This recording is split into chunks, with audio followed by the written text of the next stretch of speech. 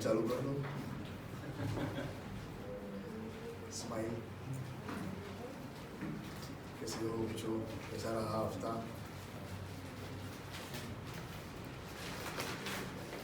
आमीन। आसान नहीं है जिंदगी जीना।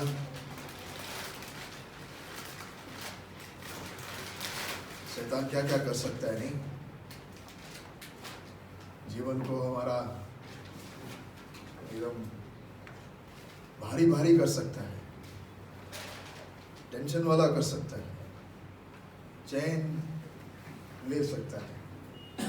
सुबह सुबह वचन पढ़ के निकले, दोपहर तक तो पूरा खाली कर देगा, पूरा निकाल देगा। शाम तक तो गुस्से का चेहरा हो जाता है, रात तक तो नफरत और कड़वाहट से भर जाते हैं। नहीं अम्मा, सही नहीं है? चारों ओर से हम दबे हुए हैं, लेकिन परमेश्वर का धन्यवाद, इस सब के बीच में वो हमारे साथ है। हालेलुया। हमें लोगों को देखकर रोना चाहिए कि उनके पास कौन है, सही है ना? हमारे पास तो आश्वासन देने के लिए परमेश्वर पवित्र आत्मा हमारे अंदर है, लेकिन उनका कौन है? वो कहाँ जाए? झूठी आश्वासन लेने के लिए किधर जाते हैं? क्या मिलता है उनको? तो आइए इन दिनों में हमारा नजरिया उनके लिए दया और करुणा से भर जाए, लोगों को देख कर के प्रभु, हम भी टूटे हुए होते हैं, वो भी टूटे हुए होते हैं, लेकिन हमारे पास एक आशा है, उनके पास कोई आशा नहीं है। वो हम दर्द लेके परमेश्वर के पास जाते हैं तो क्या सांत्वना मिलती है। हालेलुया। नहीं मिलती है, हमने अनुभव नहीं किया है, हमने हालेलुया अनुभव किया है। वो असीम प्रेम, वो असीम आनंद और वो दया करुणा रोज हम पर होती है, और हर वक्त जब हम उसके पास जाते हैं तो हम पर आती है। तो वो जब अनुभव करते हैं तो हम दूसरों के लिए भी जरूर मध्यस्थी करेंगे। आमीन। आइए हम दानियल के पुस्तक से थोड़ा सा मनन करेंगे। ईशा ने लिया था एक बार, उस वचन से मैं शुरू करूंगा। दानियल के पुस्तक से परमेश्वर हमें क्या सिखाना चाहते हैं, थोड़ा हम अगला पौना घंटा हम कोशिश करेंगे। दानियल के बारे में हम सब जानते हैं, मैं विश्वास करता हूँ हमने उसको पढ़ा भी होगा। पुराना नियम में है, एजेकियल के बाद दानियल, ओजिया के पहले दानियल। बोल तो ऐसा रहो जैसे एजेकियल को रोज हम खोलते, ओजिया हम कल ही हमने पढ़ा, अरे उनसे ओजिया ये रहा, इसके आगे अच्छा ऐसा ओके कोई बात नहीं। दानियल पुराना नियम में किताब थोड़ा मुश्किल है ना ढूंढना, पर कोई बात नहीं, बड़ा है मेरे ख्याल से, इतना छोटा भी नहीं है। दानियल कितने हैं उसके? 10 11 12 अध्याय है, तो छोटा नहीं। कोई बात नहीं, इन दिनों में हम थोड़ा सा सीखेंगे, हो सके जब भी थोड़ा सीखने का। तो मेरा मेन विषय तो यह है कि पुराना नियम में लोग परमेश्वर की आराधना किस प्रकार करते थे। तो अगर ये मैंने आपके सामने रखा, तो आराधना क्या है उस पर भी हमें थोड़ा देखना जरूरी है। कई बार हमने सुना होगा इसको, लेकिन एक और बार जरा हम इस पर सोचें कि आराधना क्या होता है। मैं कई बार सोचता हूँ, मैं तो कई बार चाहता भी हूँ कि मैं इंस्ट्रूमेंट से बाहर निकल जाऊँ, क्योंकि बजाते ना तो हम इतना, मैं सही बजाता हूँ कि नहीं उसमें इतना फोकस हो जाता है कि वो कई बार वो शब्द या लाइन निकल जाता है। तो मैं कोशिश करता हूँ कि ठीक है कैसे भी हो, लेकिन उस आराधना में मैं घुस जाऊँ। तो थोड़ी देर हम जब गाना गाते, क्योंकि हम कई बार हमारे घर में तो ऐसा करते नहीं है, तो मौका मिलता है रविवार को सुबह, तो पूरा उसमें लय हो जाने का कोशिश करते हैं, करना चाहिए। लेकिन वहां पे भी देखो शैतान कैसा खेल खेलता है। ठंडी ज्यादा है, क्या कर रहा है वहाँ पे, कल उसने मेरे को ऐसा क्यों बोला, कल मुझे ये क्या करना है, ये कैसे सॉल्व करूँगा, ये सब बातें लेके आ जाता है ना। तो गाना तो गा रहे, लेकिन हमारा मन ऐसे ऐसे उसके अंदर चला जाता है। पंक्तियाँ गाते, आज जैसे सुबह के जो गाना था वो मेरे फेवरेट गानों में से एक गाना है। बहुत मुझे, जब भी मैं गाता हूँ तो मेरा दिल भर जाता है कि ऐसे कैसे गा सकते हैं, कैसे कह सकते हैं, मेरा जीवन का मकसद तू है, मेरा जीने का कारण तू है, मैं जीऊँ या मरूँ वो तेरे लिए। वाह, क्या गा लिया हमने आज सुबह। आप गा रहे थे तो आप क्या सोच रहे थे? मैं पूरा कोशिश कर रहा हूँ मेरे आंसू को रोकने के लिए, क्योंकि गाना ही ऐसा है कि कैसे हम, मतलब फिर और कुछ बचता ही नहीं हमारे जीने के लिए, फिर और कुछ दुनिया को देखे तो मकसद बहुत कुछ है, लेकिन ये गाना क्या कह रहा है? पिछला सब भूल कर मैं आगे दौड़ा चलूं, जो मेरे लिए धन था, क्या था मेरे लिए धन, उसको मैं त्याग दूं कि मैं पाऊं पुरस्कार। क्या पुरस्कार, क्या है हमारा पुरस्कार, क्या है, क्या है ईश्वर हमारा पुरस्कार? प्रभु यीशु, वो मिल गया तो हमारा पुरस्कार हो गया, खत्म, मेरे को और कुछ चाहिए ही नहीं। वो मिला तो सब मिला, नहीं मैं तो कई बार हम ये गाना गा लेते, लेकिन गाते भी है, पंक्तियाँ चलती भी है, लेकिन हमारा मन कहीं और भटकता रहता है। तो मेरा सवाल ये था कि क्या आराधना ये है?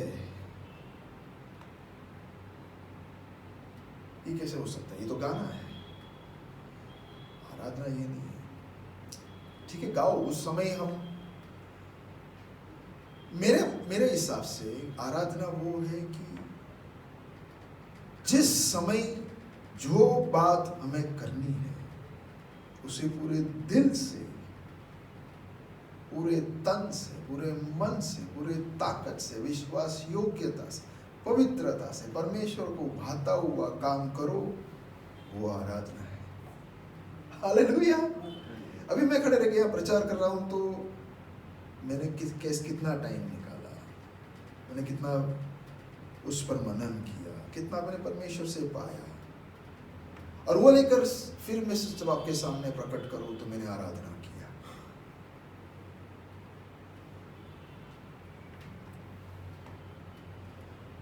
हालेलुया। और अब जब परमेश्वर की हुजूरी में आते हैं तो आज परमेश्वर का दिन, तो उस दिन सबसे बेस्ट मुझे देना है। तो किस प्रकार मैं बेस्ट दूं,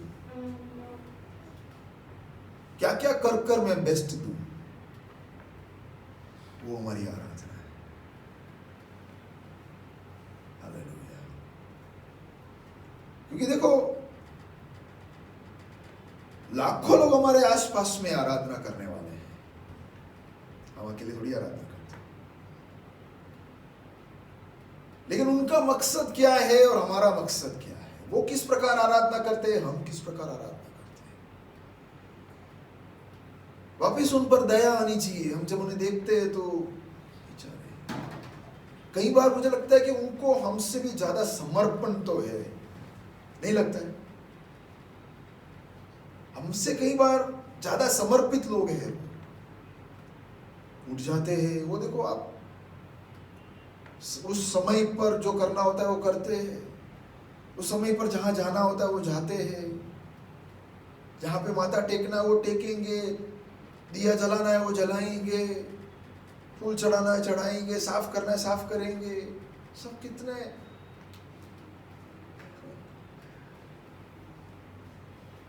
और हम बड़े आसानी से बोलते थे ये सब बेकार है, लेकिन वो मत देखो, उनकी भावना देखो, उनका वो समर्पण को देखो, कितना दिल से वो ये सब करते हैं। और कंपेयर करें हमारे साथ कि हम कितना दिल से करते हैं, और अब सोचो कि वो किसको कर रहे हैं और हम किसको कर रहे हैं। तो किसकी समर्पण और किसका भावना और किसका तन मन ज्यादा समर्पित होना चाहिए। Hallelujah, hallelujah. तो क्या कहा मैंने, आराधना क्या है आशीष? शीतल भाई, वो भी ईमानदारी हो सकता है, जो भी हम काम करते हैं उसमें। हाँ एग्जैक्टली, जो भी हम करते हैं, हम बैठते हैं तो वो बैठना भी, उठ के चलते हैं तो वो भी, हमारे हर हरकत, किसी के साथ बात करते हैं वो भी, सब कुछ आराधना है। कंटिन्यूस 24 घंटे हम आराधना करते हैं, सोने के टाइम हम आराधना करते हैं, अंधेरे में हम आराधना करते हैं, अकेले में होते तो आराधना करते हैं। हर क्षण हमारा जीवन आराधना होनी चाहिए।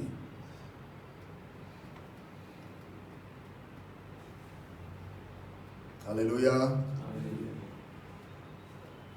नहीं, ये वास्तविकता है, ये सही है कि नहीं, आप मुझे बताओ, वरना हमारा जीवन एक कपटी बन जाएगा। मतलब हमारा जीवन कपटी है कि नहीं, हमसे ज्यादा कोई नहीं जानता।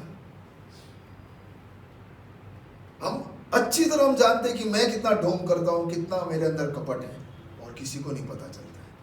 तो मेरा सवाल ये है कि क्या इससे हम खुश हैं? हमें लगता है कि मैं इस तरह से जीवन जीऊंगा और परमेश्वर इससे आनंद होता है, खुश होता है? नहीं, लोग को तो पता भी नहीं चलेगा, लेकिन परमेश्वर के सामने हमें हिसाब देना है। हर दिन शाम को, हर दिन रात को, हर समय हिसाब देना है। चलो कम से कम दिन में एक बार का हिसाब किताब लगा दे, तो उसके सामने बैठकर, प्रभु आज मैंने कितनी ढोंग की, कहाँ मैंने काटा, कहाँ मैंने मेरा बेस्ट नहीं दिया, कहाँ मैंने दिल तन मन नहीं लगाया, कहाँ मैंने तेरी आराधना नहीं की। इस तरह का एक लेखा अपने आप के जीवन के साथ लेकर प्रभु की हुजूरी में जाकर एक और बार समर्पण कर बोले कि प्रभु कल एक दिन देता है तो वापिस मैं कोशिश करना चाहता हूँ। तेरी आराधना सुबह उठने से मैं करना चाहता हूँ, हर क्षण हर वक्त तुझे मैं प्रसन्न करना चाहता हूँ, तेरी आराधना पूरे दिल से करना चाहता हूँ। हालेलुया, आमीन। तो आइए हम दानिएल पहला अध्याय उसके 8वें वचन जिशा ने बोला था, लेकिन अब थोड़ा पृष्ठभूमि हल्का सा मैं देना चाहता हूं। अब जानते हैं इजरायली पूरी प्रजा को कौन बंधुआई में लेके गया? राजा नेबुकदनेस्सर, हिंदी में उसका क्या बोलते पता नहीं, वही बोलते हैं, क्या नाम है हिंदी में उसका? नाम एकदम जोरदार हो जाता है, नबूकदनेस्सर। अरे वाह, बदला नहीं पहला नाम ही जैसे वैसे ही आया। नबूकदनेस्सर राजा ने बेबीलोन में लेके गए यरूशलेम को, सबको पकड़कर। और सुंदर बात तो ये है कि मुझे ये अच्छा लगता है कि दूसरे वचन में क्या लिखा है, क्या लिखा है, पहला ही क्या लिखा है, शुरू में क्या लिखा है? परमेश्वर ने यहूदा के राजा यहोयाकीम को परमेश्वर के भवन के कई पात्रों सहित उसके हाथ में कर दिया। यानी परमेश्वर इन कंट्रोल। हालेलुया, बोलिए मेरे साथ, परमेश्वर नियंत्रण में। हाँ, वो कंट्रोल में है, उसके कंट्रोल के बाहर कुछ कभी जा नहीं सकता। हालेलुया, ये लिख लो। यहूदा के लोग सोच रहे होंगे कि क्या परमेश्वर के हाथ से सब छूट गया क्या? बेचारा परमेश्वर भी कुछ कर नहीं सकता है हमें बचाने के लिए, ऐसा यहूदा के लोग सोच रहे होंगे। लेकिन परमेश्वर का प्लान था कि यहूदा बंधुआई में जाए। हालेलुया। यारो, हमारे जीवन में भी जब हमको लगता है कि हाय परमेश्वर तेरे से भी ये हुआ नहीं तू भी इसे संभाल नहीं सका, तू भी उसे रोक नहीं सका, देर से भी छूट गया।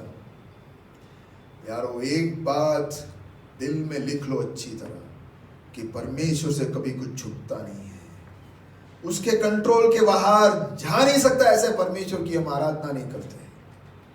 हालेलुया। तो फुल बोलो, परमेश्वर इज इन फुल, परमेश्वर पूरे नियंत्रण में है। बोलिए अपने आप को, परमेश्वर नियंत्रण में है, मेरा परमेश्वर नियंत्रण में है। ये भरोसा में उसके ऊपर होना चाहिए। हालेलुया। तो आराधना की बात कर रहे तो यहीं से शुरू होता है। ये कहते हुए इसे आराधना बोलते हैं। जब परिस्थिति विपरीत में होता है, लगता है कि मैं पक्का गिरा, तो आराधना खड़ा होता है उस समय जब हम बोलते हैं कि मेरा परमेश्वर नियंत्रण में है। हालेलुया। उसे आराधना कहते हैं। परमेश्वर की महिमा तब होती है,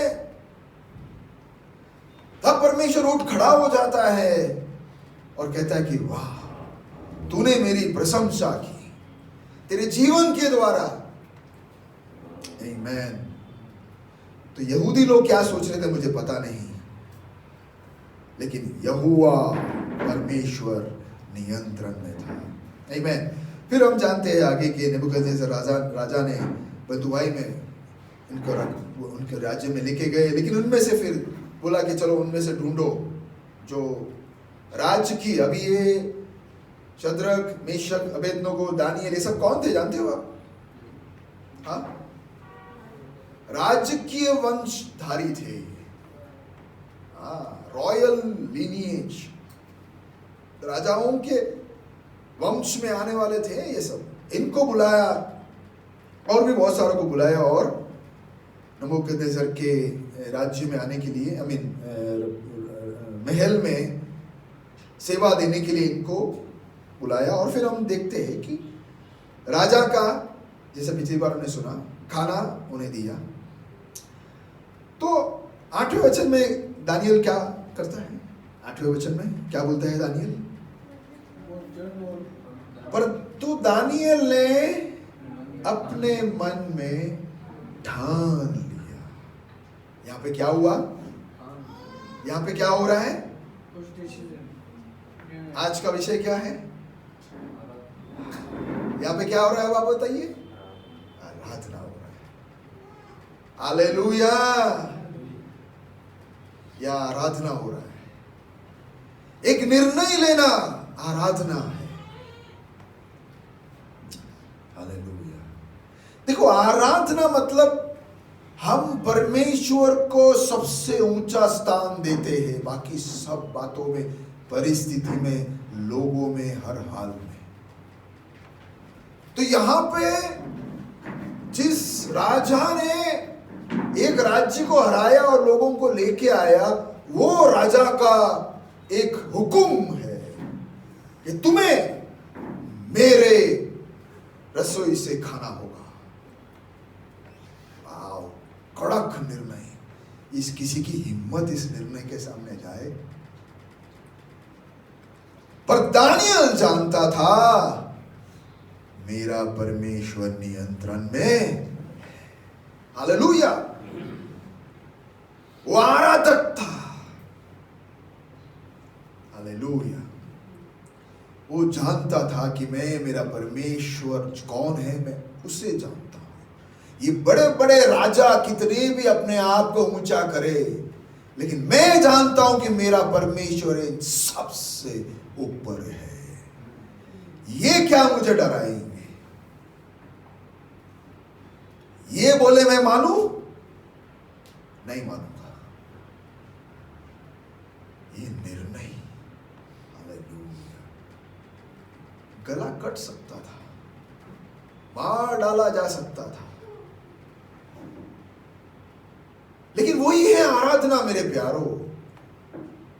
आराधना किसी भी कीमत पर, यानी परमेश्वर को ऊंचा ही ऊंचा रखना किसी भी कीमत पर। उसके सिंहासन को कोई भी हाल में मैं नीचे गिरने नहीं दूंगा, चाहे मेरा जान जाए। इसे आराधना कहते हैं। हालेलुया। कठिन निर्णय, हिला देने वाला निर्णय, जानलेवा निर्णय, सुनने वाले चौंक जाएंगे, लेकिन मेरे परमेश्वर को मैं उसके स्थान से नीचे कर कर नबूकदनेस्सर को उसके ऊपर मैं नहीं बिठाऊंगा। दानियेल ने आराधना कर दी। बोले मेरे पीछे, दानियेल ने आराधना की। क्या हम इस प्रकार आराधना करते हैं क्या?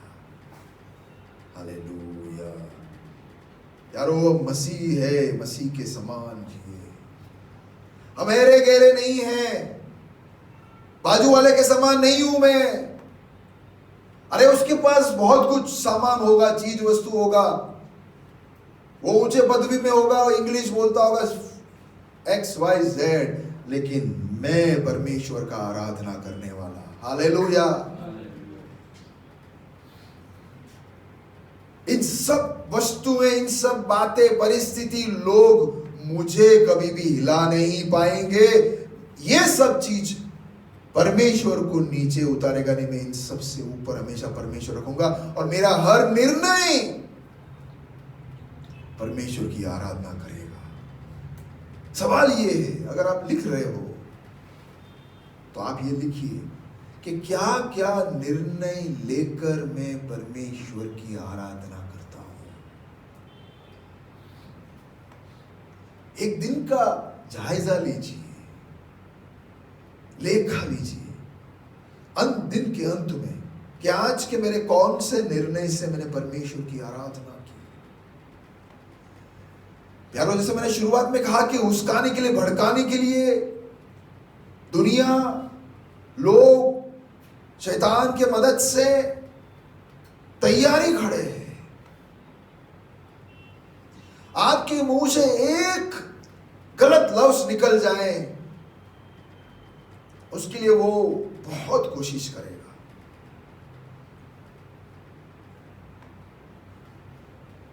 कल ही मैं दिशा को बता रहा था कि हमारे स्कूल के सामने मस्त रोड बनाया, लेकिन रोड और मेरे स्कूल के बीच में खड्डा बना दिया है। खड्डा मतलब वो लोग पूरने वाले हैं, वो पूरेंगे, वो अगले इलेक्शन में पूरेंगे। ये इलेक्शन में रोड बना दिया, अब खड्डा अगले इलेक्शन में। सॉरी ऐसा काम काज है, क्या करें। तो अभी वहाँ से यहाँ तक आने में तकलीफ होती है, तो सोसाइटी के सेक्रेटरी आके बोले कि सर जी यहाँ पे है ना, वो रोड़ा डालना है, कचरा डालना है, मिट्टी कपची सब डाल के मैं भर दूंगा, आप पैसे दीजिए। तो मैंने बोला कितना पैसा होगा? सर 2000 होगा। मैंने बोला 2000? ये नीचे वाले दुकान वाले, सोसाइटी वाले, सर वो कोई देता नहीं है, खाली आपसे मांगने आया हूँ। मतलब ये सब मेरे से क्यों ले रहे? चल मैं 1000 देता हूँ। 1000 दे दिया मैंने। फिर वो मेरे सामने ट्रक आया, कपची वाला, महंगा। तो मैं देख रहा हूँ सोसाइटी के सामने, रोड के दरवाजे के सामने कपची डाल दी, और वो पार्किंग, बेसमेंट से, पार्किंग से जो गाड़ी ऊपर आती है उसके ऊपर डाल दिया, और मेरे स्कूल के सामने डाला नहीं। पैसा दिए और ये क्या कर रहा है? तो मैं नीचे जाके बोला, भैया ये क्या है? अरे सर जी वो बहुत महंगा है, वो डाल नहीं रहा है यहाँ पे। बोला तो आपने पैसे तो लिए मेरे से। करूंगा बोल के 10 दिन हो गया जाने। तो फिर कल मैंने वापस दूसरा ट्रक बुला के 300 रुपये में ट्रैक्टर बुला के मैंने डाला। उस समय क्या हम बोलेंगे? ठीक है, हम ठीक है, अब उसके पास जाके बोलना चाहिए कि भाई तू पैसा दे दे, ठीक है। लेकिन हम अब ये सब परिस्थिति के बीच में हमारा निर्णय कैसा होता है, वो इम्पोर्टेंट है। मैं ऐसा नहीं कह रहा हूँ कि जाने दो, ये सब बोलूंगा, मेरे दोस्ती है चेयरमैन वगैरह, पूछूंगा यार ये ऐसा लेके गया है कि क्या हो क्या रहा है। लेकिन निर्णय ये है कि वहां बैठे बैठे हमें एक सीन बना के बताना है कि मैं किसी से कम नहीं हूं, मैं छोड़ने वालों में से नहीं हूं, मेरे साथ पंगा लेना नहीं, मैं ना बहुत जोरदार हूं, खतरनाक हूं, ऐसा सब मुझे वहां बताना नहीं।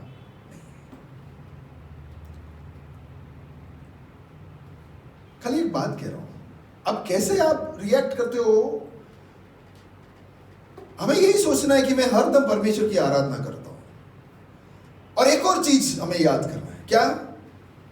कि नियंत्रण में कौन है? परमेश्वर, वो नहीं है। और ये परिस्थिति किसने सृजाया? यहूदा को कौन लेके गया? किसने परमिशन दी नबूकदनेस्सर को उठा के ले जाने का? किसने परमिशन दी? तो ये डाउट है क्या हमको?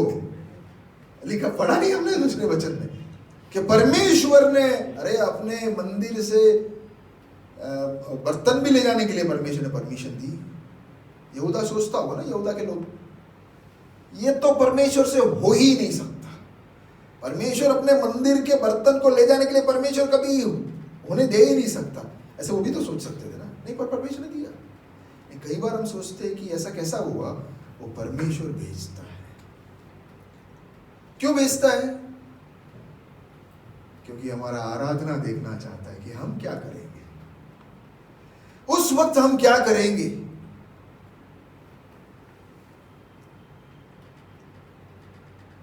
तो हम लोगों की वजह से हमने अगर प्रतिक्रिया की तो वही आराधना ढस हो गया। हालेलुया। क्या हम, हर इंसान बोल सकता है ना, अरे मैं तो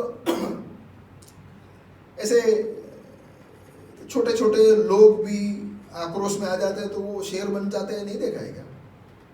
हाँ? कोई भी किसी को भी सुना देता है, ऐसा होता ही है ना सब जगह पे। हम में से कोई भी वो क्षमता नहीं रखता है कि एकदम सुना के बिठा देवे, सबको चिल्ला कर बिठा देवे, ऐसा हमारे अंदर क्षमता नहीं है क्या? लेकिन वो तो करते हैं सब लोग। लेकिन जब ये करने का पूरा पूरा चांस होता है और हम गुस्सा दिखाकर चिल्लाने पर भी हम न्याय, लोगों के नजर में न्यायी ठहरेंगे और अपने आप को भी हम सांत्वना देंगे, बोलेंगे कि मैंने सही तो किया, इसमें गलत क्या है, ये भी हम कहेंगे। लेकिन सवाल ये सब नहीं है। सवाल क्या है? परमेश्वर की आराधना हुआ। हालेलुया।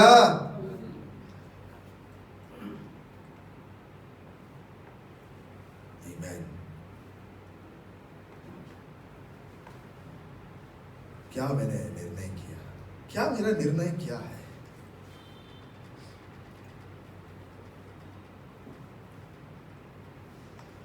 क्या मैं निर्णय कर सकता हूं कि मैं किसी पर भी कड़वाहट नहीं रखूंगा, मैं सबको माफ कर दूंगा, दिल से लोगों को प्यार करूंगा? क्या ये निर्णय ले सकते हैं? भाई वो तो मौके की बात है। अगर सामने वाला है तो फिर मैं दिखाऊंगा दया। अब मेरा एक सवाल, मैंने कई बार पहले पूछा है, अब बताओ कि दया किस पर दिखाया जाना चाहिए? किस पर दिखाना चाहिए?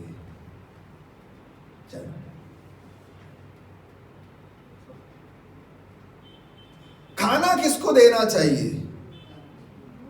भूख लगा जिसको। तो दया किसको दिखानी चाहिए? आप उनका कुछ बोले। अच्छा, ये सेंटेंस में पकड़ता हूं अभी। दया के लायक कौन है?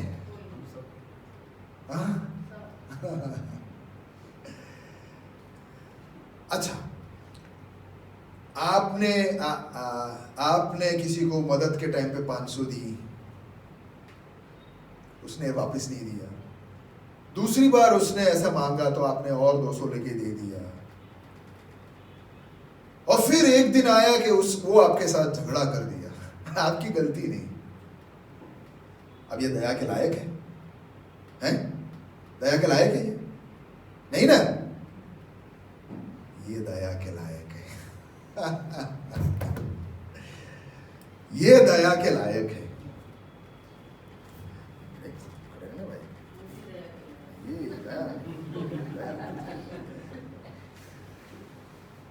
आप समझ रहे हो मैं क्या कहना चाह रहा हूं? एकदम अपना सोच कैसा होता है? भैया 2 बार दिखा दी, झगड़ा किया, छोड़ने का होता है?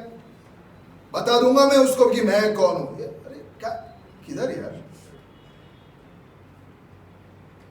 एक्चुअल में वो ही व्यक्ति अब दया के बिल्कुल लायक है। उस पर ही हमें दया दिखानी चाहिए। अगर एक व्यक्ति ने ऐसा किया और दूसरा व्यक्ति ने मेरे साथ कुछ भी नहीं किया, 500 दिया, दूसरे दिन ही लौटा दिया और बोला कि यार रख ले यार 50 रुपया और तुमने मेरे को जरूरत में 500 दिया, अरे नहीं नहीं नहीं नहीं फिर भी दिया, इस पर दया दिखाऊंगे, इस पर दया दिखाऊं? कौन है लायक? हमारे हिसाब से ये लायक है जिसने मेरे को चुका दिया, मेरे साथ कोई झगड़ा नहीं करता है, इस पर मैं दया, भाई उसको दया चाहिए ही नहीं, दया इसको चाहिए, करुणा इसको चाहिए, जो हमेशा आपको ऐसा हो। हमारे जीवन में बहुत सारे लोग होते हैं, बहुत सारे नहीं, एक का तो होंगे जो हमको सली करते ही रहते हैं उसका चेहरा देखते हैं और ये कहां से आ गया, और कोई भी, पर ये नहीं, इसका चेहरा देखा आज मेरा दिन गया, ये मेरे बारे में कभी अच्छा बोलेगा ही नहीं, ये मुंह खोलेगा तो मुझे गिराएगा ही गिराएगा, पता नहीं इसको मेरे से क्या है, क्या बिगाड़ा मैंने इसका, नाश हो इसका, सत्यानाश हो। परमेश्वर, तू परमेश्वर है तो तू न्याय कर, क्या कहना चाह रहे हो? आग बरसा उसके ऊपर है ना, ऐसे कुछ हमारा अंदर से तो यही निकलता है ना कि प्रभु कैसे भी उसका ना, ओ गाड़ी चलाता वो डम गिर जावे, उसके मुंह टूट जावे, दांत टूट जावे, ऐसा ही होना चाहिए उसके साथ, है ना। ऐसा सब हमारे अंदर से ऐसे आक्रोश निकलते हैं ना, इंसान है हम, यहाँ कोई हम ऐसा मत बोलो कर, नहीं होता, हो जाता है, लेकिन यारो आराधना कहाँ है? सब लोग बोलो बोलो मेरे पीछे, संडे सुबह आराधना नहीं है। ओके, अगर वो है तो ठीक है, लेकिन छोटा सा है, बड़ी आराधना तो यहाँ से निकलते टाइम ये जो व्यक्ति देखेंगे ना आपको, जिसने आपको चिढ़ाया, जिसने आपको परेशान किया, जो आपका नींद हराम करता है, जो आपको तकलीफ में डालता है, क्या हम उसके लिए दुआ कर सकते हैं? मैं कलीसिया में नहीं आऊंगा, लेकिन उसके लिए दुआ नहीं करूंगा। ऐसे अपने कड़क कड़क निर्णय ले लेते आज के बाद,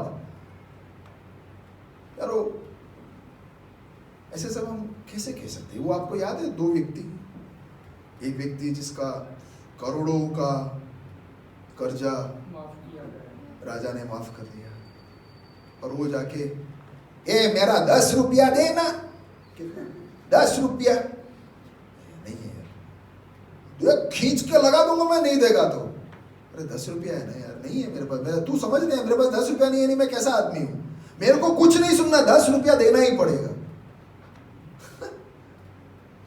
उसका गले पकड़ रहा है। अरे भाई, कैसे हम बोल सकते कि मैं नहीं छोड़ूंगा किसी को, इसको तो नहीं छोड़ू, अरे यार वो 10 रुपया है यार, जाने देना, करोड़ तेरे माफ हुए।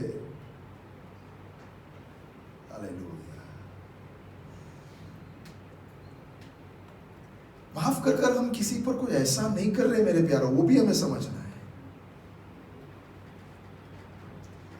मुझ पर हुई है एहसान,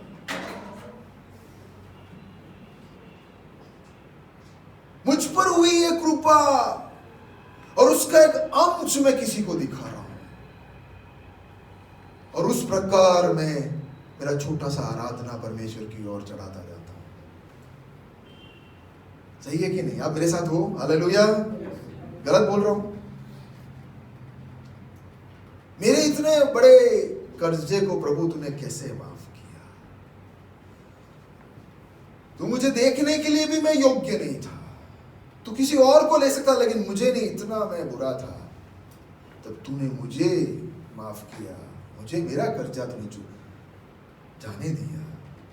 तो ये लोग का कर्जा कैसे मैं नहीं चुका सकता? मैं हम लोगों से नफरत कर ही कैसे सकते हैं? किसी से भी नहीं। आप अभी 2 मिनट के लिए उस व्यक्ति को देखो जिस व्यक्ति ने आपको बहुत परेशान किया, आपके मन में सोच लो,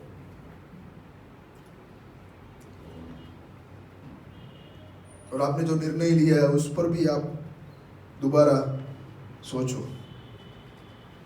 क्या मैं सही कर रहा हूं?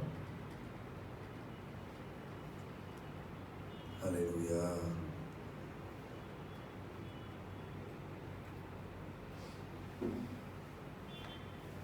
9वें वचन को पढ़े हम।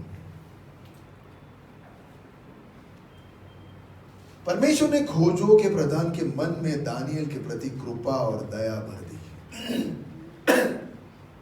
हालेलुया। यारो, हम चाहते हैं कि सब लोग मुझ पर दया दिखाए। हम चाहते हैं कि परमेश्वर मुझ पर दया करे। लेकिन ये तब संभव है जब हम किसी पर दया करें, जब हम किसी पर कृपा करें।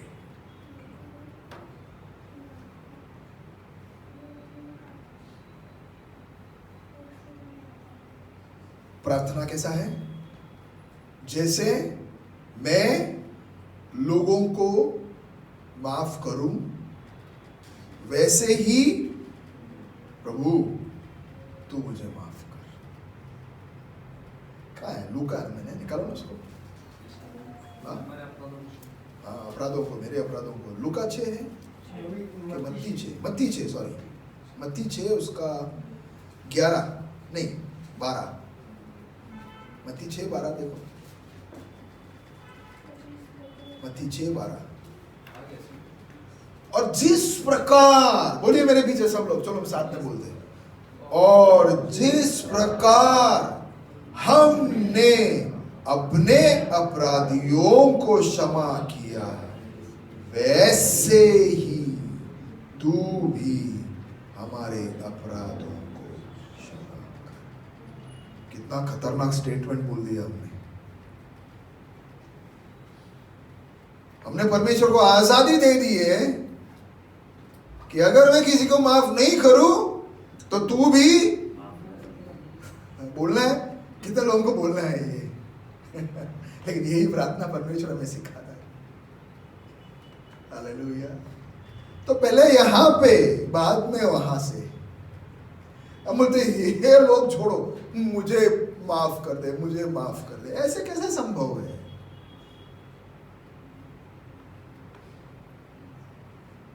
हालेलुया।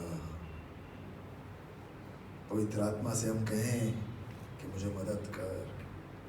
बहुत सारी बातें मेरे अंदर है जो मैं बिल्कुल तेरे वचन के खिलाफ काम कर रहा हूं। मुझे माफ कर दे बोलता हूं, लेकिन मेरे जीवन में कितने सारे लोग हैं जिसको मैंने माफ नहीं किया। मेरे घर में ही लोग हैं जिसको मैंने माफ नहीं किया। मेरे रिश्तेदार में कितने सारे लोग हैं जिसको मैंने माफ नहीं किया। प्यारो, कहां से हमें माफी मिलेगी फिर? ये वचन साफ बता रहा है, मत्ती 6 साफ बता रहा है कि कोई चांस ही नहीं है। ये हमारी प्रार्थना, ये हमने किया तो ऐसा होगा, ऐसा नहीं, ऐसा मत समझो। ये नियम है परमेश्वर का। ये हम बोले तो कोई साइन कर रहे हैं, ऐसा नहीं है। ये साइन करो कि नहीं करो, ये परमेश्वर का नियम ही ऐसा चलता है। और माफ करो का चिन्ह क्या है? हमने लोगों को माफ किया, उसका चिन्ह क्या है? आप में से कौन बता सकता है कि मैंने किसी को माफ किया, उसका चिन्ह क्या है?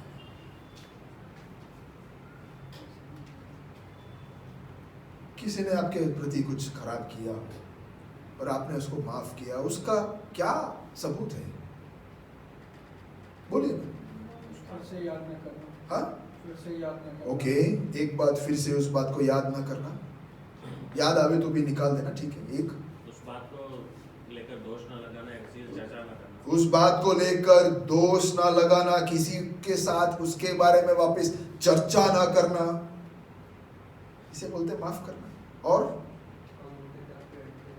हम उनके साथ प्रेम, कम से कम हमारे दिल से प्रेम निकले।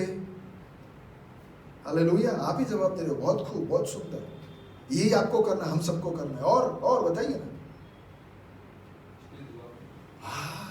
ये तो सबसे इंपॉर्टेंट है। देखो, जिसके लिए आप दुआ करोगे ना, उसको आप नफरत नहीं करोगे, और जिसको आप नफरत करते हो ना, उसके लिए आप दुआ नहीं करेंगे। दोनों में से एक ही रहेगा। इसलिए मैं हमेशा शायरन को बोलता हूँ कि शिफा के लिए दुआ करो।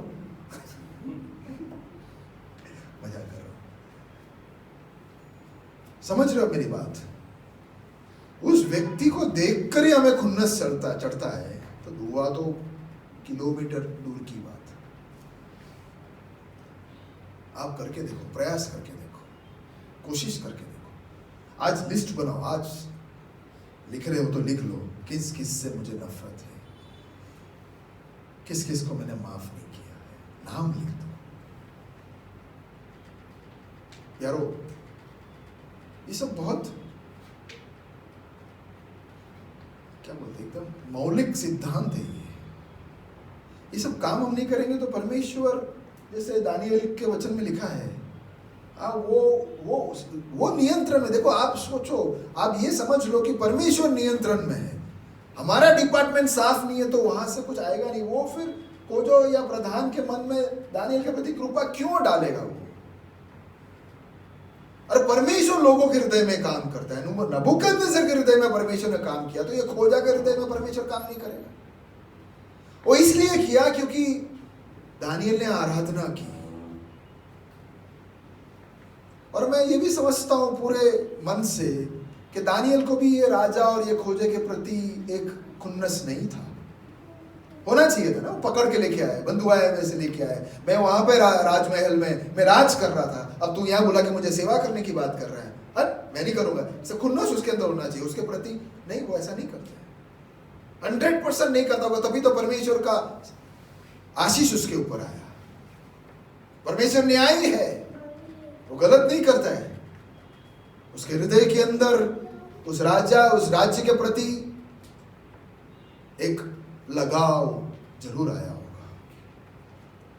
उसने समर्पण किया होगा, ठीक है अब मैं इधर हूं तो मैं इधर सबसे बेस्ट करूंगा। अब मुझे इस महल में जाना है तो महल में सबसे बेस्ट काम करूंगा। हाँ, मैं वहां के महल में राज करता था, लेकिन वहां से हटकर अब मैं यहाँ सेवक बन गया तो सबसे बेस्ट सेवक मैं बनूंगा। सीधा ऊपर से नीचे आ गया, उतारा गया नीचे। अधिकारी से अब सेवा में उसको धक्का मार दिया गया। पूरा कड़वाहट तो उसके अंदर आना था, गुस्सा तो उसको आना था, नफरत तो उसको आना था। ऐसा मौका मिले तो बोले अब तो मैं खा खा के, राजा का पूरा खाना खा के मैं मोटा हो जाऊंगा, उसको बोलना था। अब देखो मैं कैसे यहां पे सब गड़बड़ करता हूं, उसको बोलना था। परमेश्वर के खिलाफ उसको गुस्सा होना था, राजा के खिलाफ गुस्सा होना था। आजू बाजू वाले उसको देखकर ही बोलते, अरे इस दानिएल के पास जा ही नहीं सकते, पूरे तरह से बदबू आता है। ऐसे लोगों को बोलना चाहिए उसके जगह पर। हालेलुया। उसने राजा को, उस जगह को अपना लिया, तभी तो उसने आगे जाकर उसका बेस्ट दिया। हालेलुया। आराधना क्या है? अपना बेस्ट देना, अपना सबसे अच्छा देना।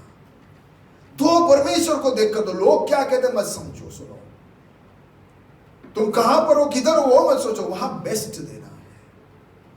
दया आती लोगों की ओर, चारों ओर देखकर कितना दया आता, कैसे काम करते। आगे हम देखेंगे कि वो उसके बाद परमेश्वर ने उसको अधिकारी में चढ़ाया, तभी भी उसने क्या किया हम आगे देखेंगे। आमीन, हालेलुया। और परमेश्वर ने खोजे के हृदय में करुणा, दया, इंग्लिश में तो लिखा है कि फेवर, कंपैशन एंड फेवर, मतलब एक खास हृदय खोजे के अंदर आ गया दानिएल और तीनों के लिए। ये परमेश्वर करता है। हालेलुया। हम हमारा काम करेंगे तो परमेश्वर उसका काम जरूर करेगा। वो कभी भी अन्याय नहीं करता है, वो राह देखता है। वो तो ऐसा परमेश्वर है कि वो चाहता है कि मैं तुम्हें आशीष दूं, वो चाहता है कि तुम्हें बढ़ाएं, वो चाहता है कि तुम्हें अधिकारी बनाएं। लेकिन हमारे हाथों के काम का जैसा है कि परमेश्वर बोला कि ये छोटी छोटी बात में अगर तू ऐसा काम करेगा तो मैं तुझे बड़ा कैसे दूं। ये छोटी छोटी बातों में तू उससे नफरत कर रहे, उसने खाली ये रे यार हल्का सा एक बोल दिया, तू क्या पकड़ के बैठा है, तेरे को मैं कैसे ऊपर चढ़ाऊं यार। ऊपर उधर तो उधर बड़े बड़े लोग तेरे खिलाफ में बोलेंगे, तब तू तो फिर पूरे राज्य पर बरसेगा, कैसे मैं दूं। छोटे छोटे काम में तू नहीं निकल आ रहा, ऊपर बाहर नहीं निकल रहा, कैसे मैं दूं? परमेश्वर देना चाहता है, आशीष देना चाहता है, कलीसिया देना चाहता है, लाइफस्टाइल देना चाहता है, लोगों को देना चाहता है, लेकिन हम अपने ही लोगों से नफरत करते हैं, अपने ही घर वालों से नफरत करते हैं, अपने ही दोस्तों से नफरत करते हैं। तो परमेश्वर बोले अरे किसी और को मैं कैसे दूं?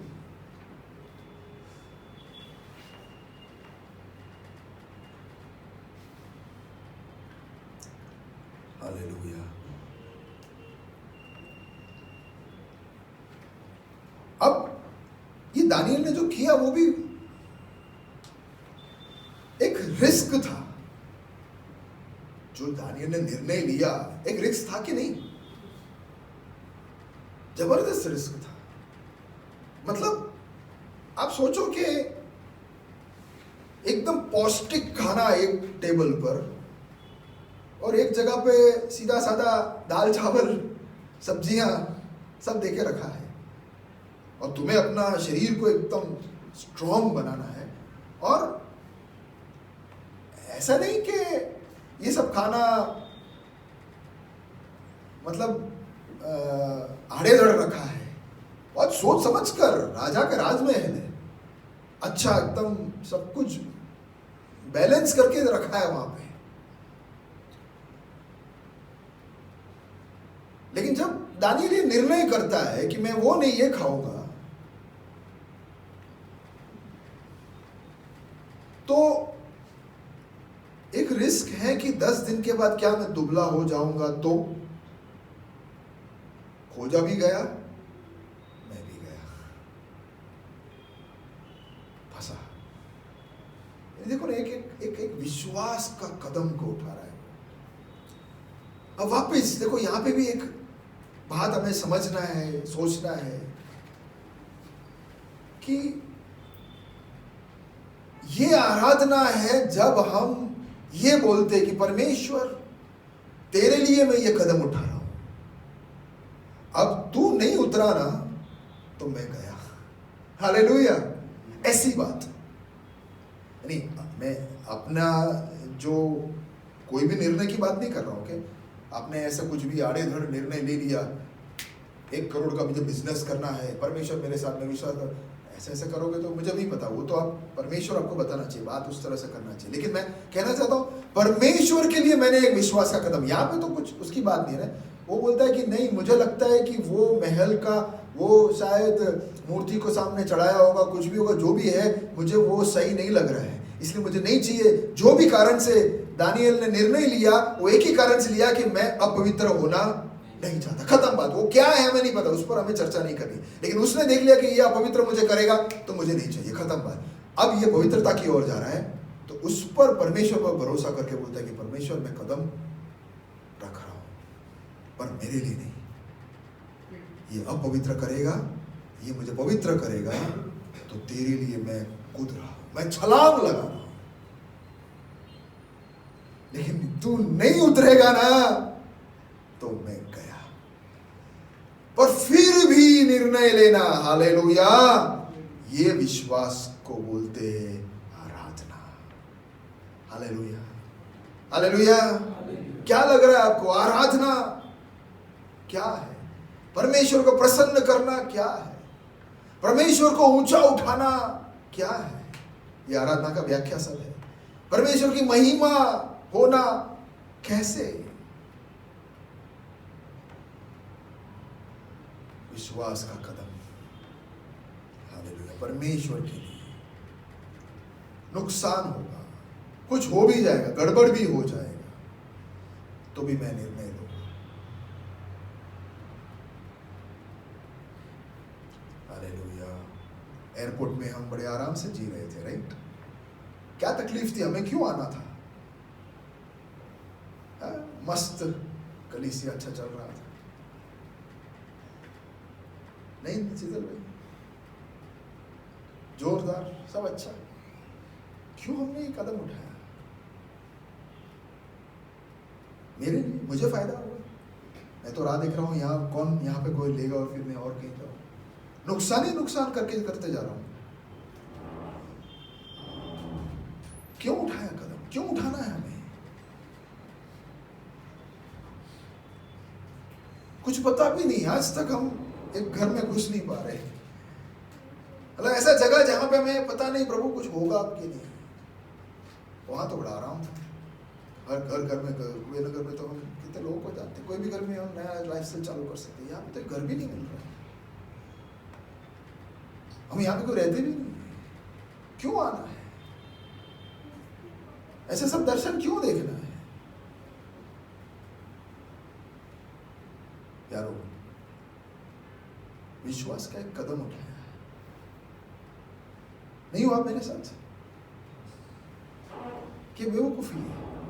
कभी कभी बेवकूफी लगता है, कभी कभी लगता है कि कहाँ आ गए, क्या हो रहा है। लेकिन यही तो मैं प्रभु को कह रहा हूं, प्रभु देख मैं एक बेवकूफी कदम उठा रहा हूं, लेकिन मेरे लिए, मेरे को तो उधर रहना फायदा था, इधर या तो मैं कहीं और। हम तो अच्छा इंग्लिश बोलते हैं, इंग्लिश में अच्छी तरह प्रचार कर सकते हैं, इंग्लिश हमारी लैंग्वेज है, मीडियम है, कहीं जाऊँ मैं इंग्लिश बोलने वाले जगह, इधर आकर और मैं प्रभु सेवा करता हूँ। क्यों? रिस्क उठा रहा हूँ प्रभु, समर्पण कर रहा हूँ। पर एक बात है, तू नहीं आएगा तो कुछ नहीं होगा। हालेलुया। मेरे बलबूते पे मैं कुछ कर सकता हूँ, मेरे लिए तो एक बहुत बड़ी चुनौती है। मैं तो कभी कभी किसी को बोलता हूँ कि यार बड़ा ढींग मार रहा था मैं कि हमने कलीसिया कायम किया, अरे इतने सारे लोग आए, इधर आके सब सुरसुरिया हो गए, हवा सारा निकल गया है। मतलब परमेश्वर कह रहा है कि मैं ही करूंगा, धीरे धीरे होशियारी को बाजू में रख, काम तो मैं ही करूंगा, मेरे द्वारा ही होगा, जो करूंगा वो मैं ही करूंगा, और सबसे बड़ी बात तो मेरे टाइम पर भी करूंगा। परमेश्वर कब? 1.5 साल हो गया, अब बहुत हो, अब मेरा टाइम। हालेलुया। ये सब रिस्क, परमेश्वर के लिए रिस्क उठाना, विश्वास का कदम कि प्रभु मैं आ रहा हूं, मुझे कुछ पता नहीं, सडनली मैं कहीं था और सडनली अब शुरू कर रहा हूं। यहाँ हम कर रहे सब मिलकर, कुछ दिख नहीं रहा है तो क्या हो रहा है, लेकिन एक विश्वास कि वो उसके समय पर करेगा। अगर परमेश्वर चाहता है कि ऐसा ही चले तो उसमें मैं और आप कौन बोलने वाले हैं? उसके समय पर वो जो करेगा तो करे। क्या मालूम यहां से हमको ट्रेनिंग देकर हम 10 जगह में जाके कलीसिया करेंगे, 10 जगह, क्या बोला, हमको क्या पता उसका। हम तो सोच रहे हैं कि ए के बाद तो बी आना चाहिए, बी के बाद तो सी आना चाहिए, सी के बाद तो डी आना चाहिए, ये कलीसिया से इधर आएंगे, ये कलीसिया होना चाहिए इधर ऐसे। वो परमेश्वर का प्लान, परमेश्वर का योजना हमें नहीं पता। हमको क्या करना है? आराधना क्या है? जिस समय पर, जहां पर, जिधर रखा है वहां पे द बेस्ट दो, विश्वास योग्यता से दो, तन मन से काम करो, दिल से काम करो, जितना आपसे हो सकता है पूरा पूरा काम करो। हालेलुया। हमारा प्लानिंग नहीं चल रहा है, परमेश्वर का प्लानिंग चल रहा है। कई बार बैठकर मैं सोचता हूं प्रभु बोलता कि मेरा प्लान चल रहा है। क्या मालूम इन दिनों में तो मैं सोच रहा हूं कि कितनी बातें मेरे अंदर से निकल गई है, कितनी बातें ने मुझे हिला दिया है। मुझे यूं किसी को पकड़ के, यूं झाड़ को पकड़ के यूं जोर जोर से हिलाते तो जो निकलना चाहिए सूखे हुए सब गिरता है ना, ऐसे हमें हिला रहा है। हर दम यूं हम हवा में यूं उड़ते उड़ते जाने वाले पंछी की तरह नहीं होते हैं। कभी कभी गीदड़ की तरह उठा हो गया यार, आप चलो मेरे, या गीत की तरह पंख को निकालने का टाइम है, बहुत दर्द होता है, निकालो उस पुराने पंख को खींच खींच के, अपने चोंच से खींच के निकालना पड़ता है। एक बैठ जाना पड़ता है, चट्टान के ऊपर बैठ जाना पड़ता है कि अब तो रुक। लोग बोलेंगे बुढ़ा हो गया है अब कोई काम नहीं, पर वो खींच रहा है, अपने पंखों को फाड़ रहा है, निकाल रहा है कि ताकि नया उपकर आए और परमेश्वर का काम आगे हो। हालेलुया। विश्वास, दानियल ने विश्वास किया कि होगा, विश्वास करता हूं होगा। 17वें वचन में क्या लिखा है? पहला का 17 में उसका विश्वास का क्या कदम बाहर आया। प्यारो, हम कई बार गाना गाते हैं ना, बोलते भी है कि आराधना में छुटकारा।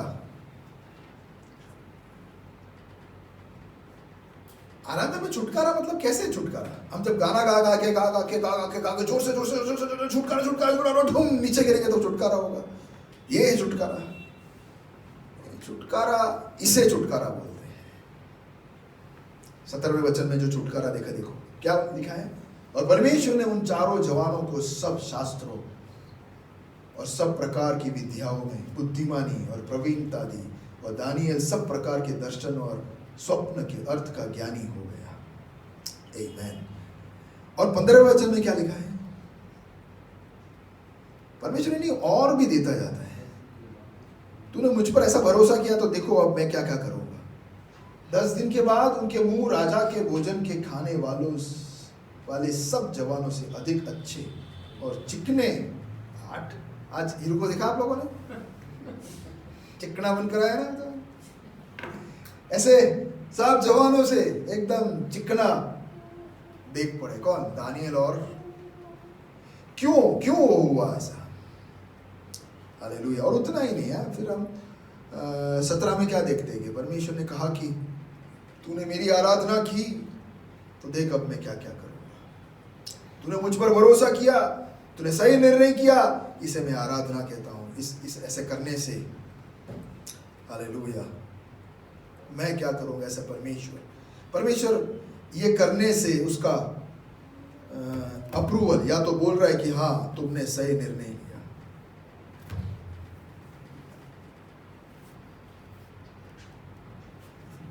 हालेलुया। लोगों पर भरोसा नहीं किया, परमेश्वर भरोसा किया। आमीन। वो कभी बदलने वाला नहीं है। हालेलुया। और भी बातें हैं, लेकिन आने वाले दिनों पर हम इस पर धीरे धीरे और चर्चा करेंगे। लेकिन आज हमने क्या देखा, क्या सीखा?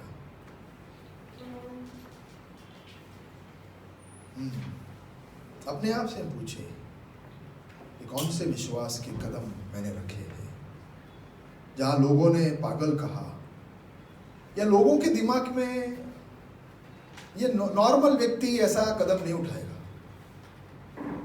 ऐसा कौन सा कदम मैंने उठाया है? और परमेश्वर से भरोसा कर परमेश्वर के नाम के लिए, परमेश्वर की महिमा के लिए ऐसा कौन सा कदम मैंने उठाया है? मेरा भरोसा किस पर है? आने वाले दिनों में मैं बताऊंगा आपको कि राजा ने फिर सपना देखा और सपना का व्याख्या कोई कर नहीं सका, लेकिन दानियल ने किया, तो दानियल को ऊंचा उठा दिया। फिर मैं एक और वचन आपको दिखाऊंगा जहां उसे वापस गिराया जाता है। फिर एक वचन दिखाऊंगा जहां पे उठाया जाता है। फिर एक वचन दिखाऊंगा जहां पे वापस गिराया जाता है। ये उतार चढ़ाव तो आदमी करता ही रहता है। आदमी का काम ही ये है। भरोसा किस पर किया है हमने? जो उतारेगा चढ़ाएगा, ऐसे गिराएगा। हालेलुया। वो परमेश्वर जो हमारा भला चाहता है। इंसान तो तुम्हें इसलिए उतारेगा क्योंकि उसको सही में तुम्हें उतारना है। बोलते ना, उसकी उतार दी, वैसे करने के लिए इंसान उतारेगा। लेकिन परमेश्वर अगर कभी भी तुम्हें पर्वत से तराई की ओर लेके भी आएगा तो हमारे भलाई के लिए और अच्छाई के लिए। हालेलुया। क्या आप में से कोई तराई में से जा रहा है?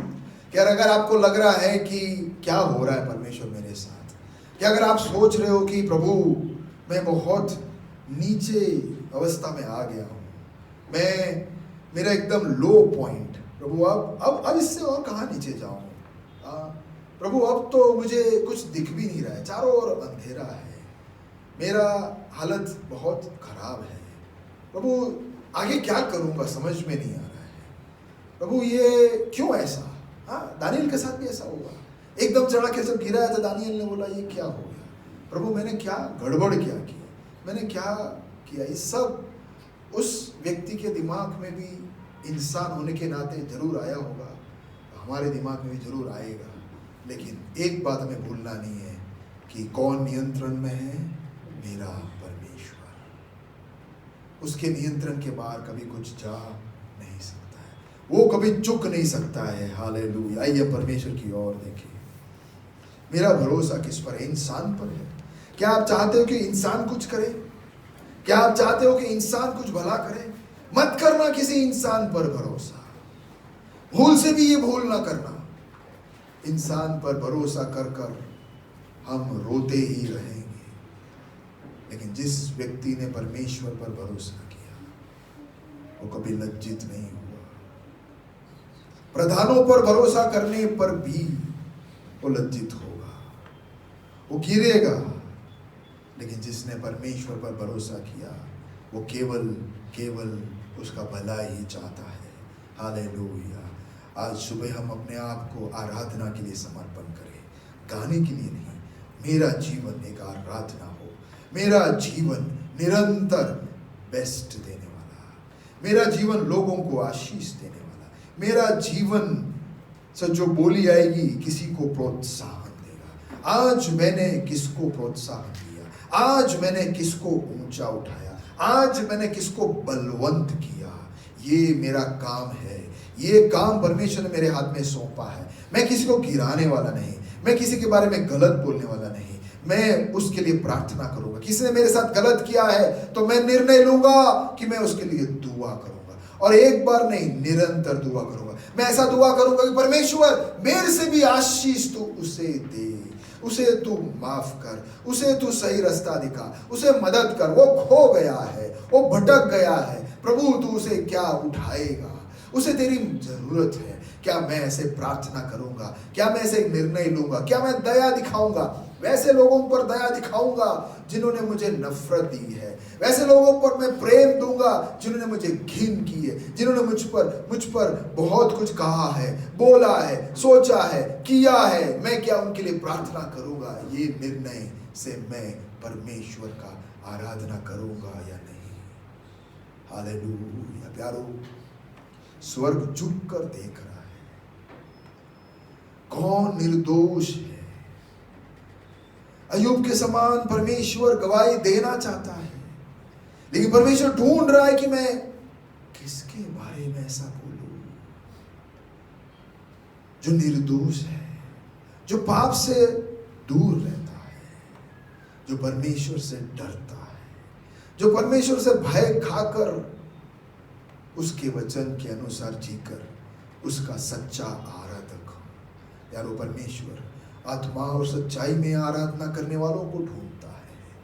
कपटी और दिखाने वालों का एक समय अंत होगा जब सच्चाई में और आत्मा में आराधना करने वाले उसके साथ निरंतर आराधना करते रहेंगे। अब कौन से दल में है? क्या आज अपने आप को हम समर्पण कर कर कहेंगे कि प्रभु मैं तेरा आराधक बनना चाहता हूं, मेरे साथ क्या हो रहा है, मेरे पास क्या है, मैं किधर खड़ा हूं, मैं कौन हूं, उससे उस सब मायने नहीं रखता। मैं एक चीज जानता हूं, मैं निरंतर तेरा आराधक हूं और आराधक बनते ही रहना चाहता हूं। तेरे हाथों में अपने आप को मैं सौंपता हूं। एक और बार मैं समर्पण करता हूं। मेरे राजा, मुझे मदद कर राजा, मुझे मदद कर राजा। ये वचन मेरे आशीष के कारण बने, ये कलीसिया के लिए आशीष के कारण बने। हम सब प्रभु एक होकर तेरे राज्य को खोजने वाले हो जाएं। हम सब प्रभु तेरी महिमा के लिए जीने वाले हो जाएं, तेरे राज्य को बढ़ाने वाले हो जाएं, एक दूसरे को बलवंत करने वाले, हमारे शब्दों से एक दूसरे को बढ़ाने वाले हो जाएं। आशीष कर प्रभु। निकोल हमें देख रहा है, सच्चे आराधक को देख रहा है, हमें वो बना दे राजा। तो हमारे अंदर काम कर रहा है, इसलिए धन्यवाद। हम सबको तेरे हाथों में समर्पित करते हुए ये प्रार्थना प्रभु यीशु मसीह के नाम से मांगता हूँ, सुना ग्रहण कर पिता। आमीन।